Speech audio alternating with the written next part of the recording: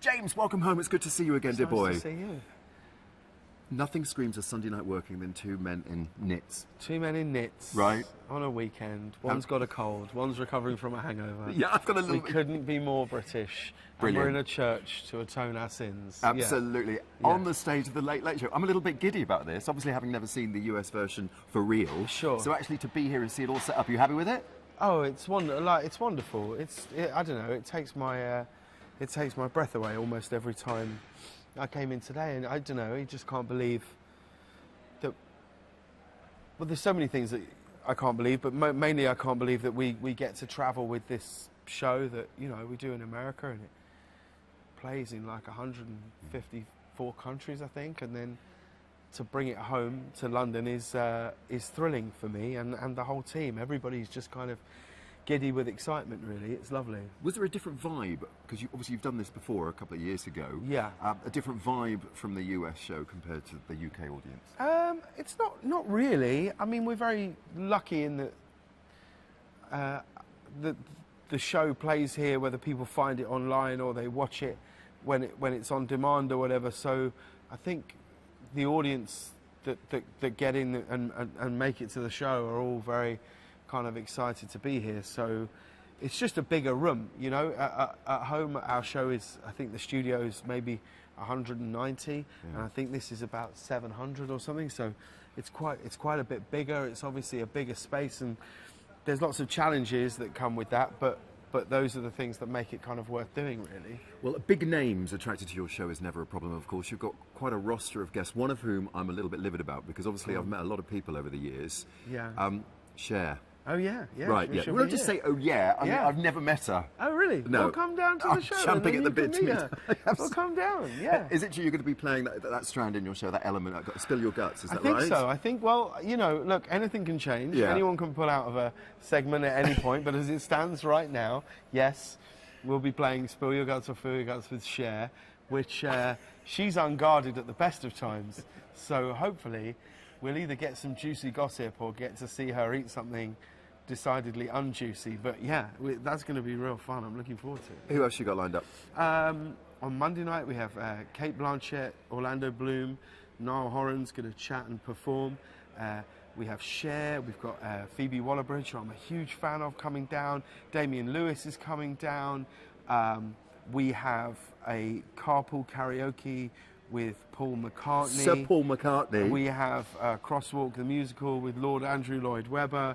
We have Chris Pratt, a big tape bit with Chris Pratt's going to play. The Foo Fighters are performing. Should I sit down for this? No, I think we're nearly there. There's a few more names and that's about it. Yeah. You've done so well. Yeah. Brilliant.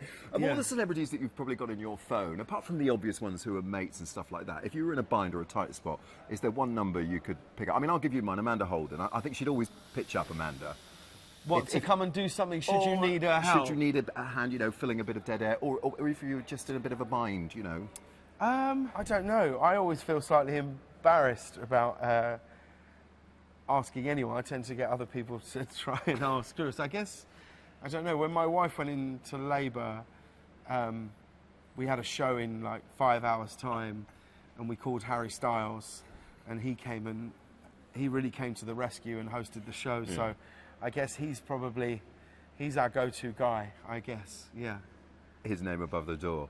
Favourite Carpool Karaoke then? I mean, aside from obviously Sir Paul McCartney, which is obviously fantastic for the show this time. But I don't know that I have a favourite. I mean, I just watched, I just did like our edit notes on the Carpool that we did with Paul, and I felt quite overwhelmed by it, actually. Yeah. I genuinely did. I think it might be among the sort of the best things we've ever shot on the show, I think. Like, I've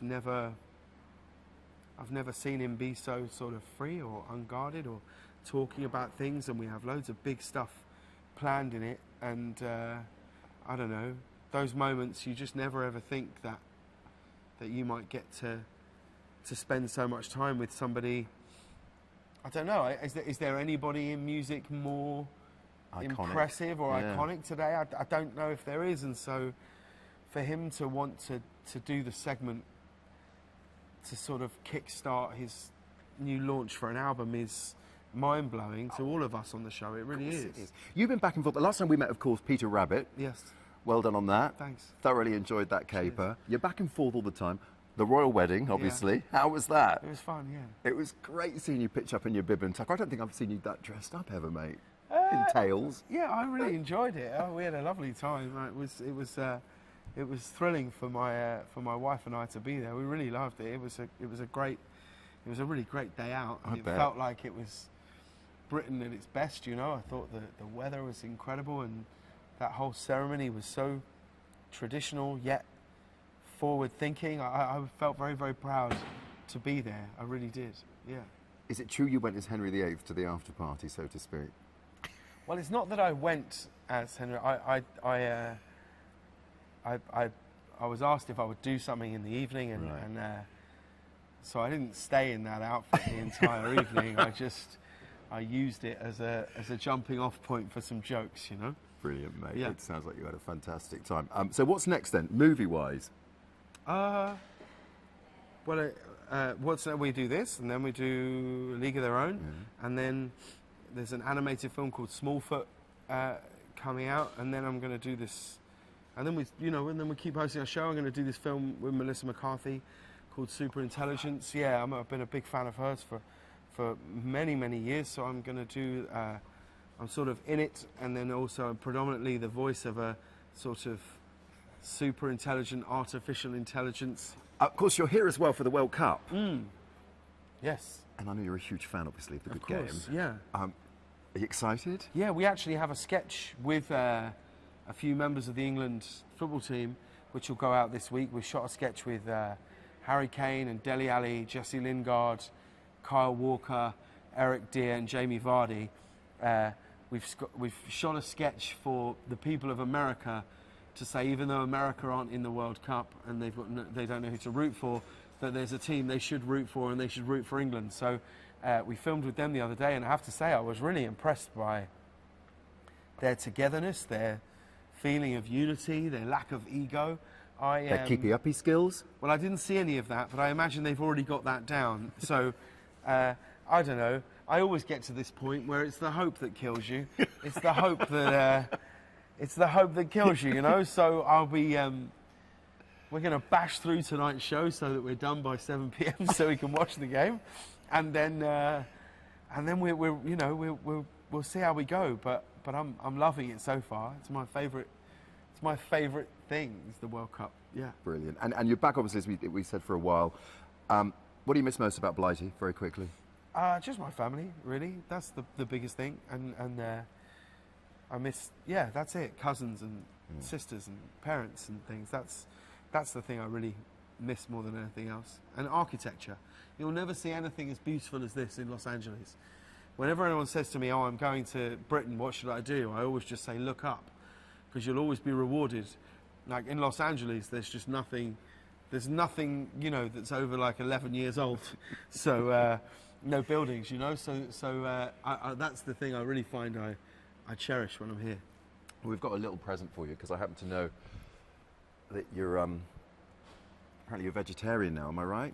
Well, I'm trying to not eat meat. So that's my favourite emoji. Yeah, no, I'm not surprised by that. Actually, I'm not. None of this is shocking to anybody. None of this is shocking to anyone at all. That you are. Trying to give me... An aubergine. Yeah. Eggplant, as you call it, of course, in your new home. So there you go, lovely boy. It's Well, I will receive it in the spirit that it's given.